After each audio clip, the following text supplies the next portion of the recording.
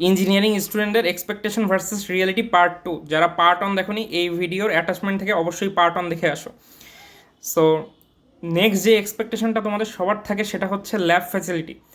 যে ইভেন আমি ফেসবুকে এটাও দেখি যে কার ইউনিভার্সিটির আসলে ল্যাব ফ্যাসিলিটি ভালো, কিংবা কোন ইঞ্জিনিয়ারিং ইউনিভার্সিটির ল্যাব ফ্যাসিলিটি বেস্ট, সেটা নিয়ে তোমরা ডিবেট করো।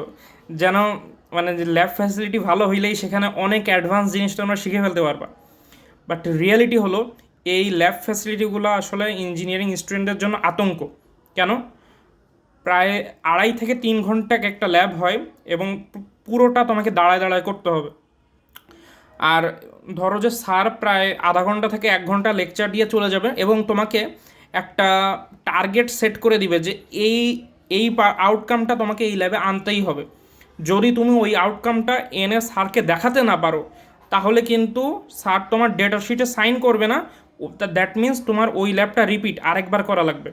এখন ধরো তুমি রিপিট খেলা না, ঠিকঠাক সাইন পেয়ে গেলা, তাহলে নেক্সট উইকে ওই ল্যাব করার আগে তোমাকে অবশ্যই রিপোর্ট লিখে আনতে হবে।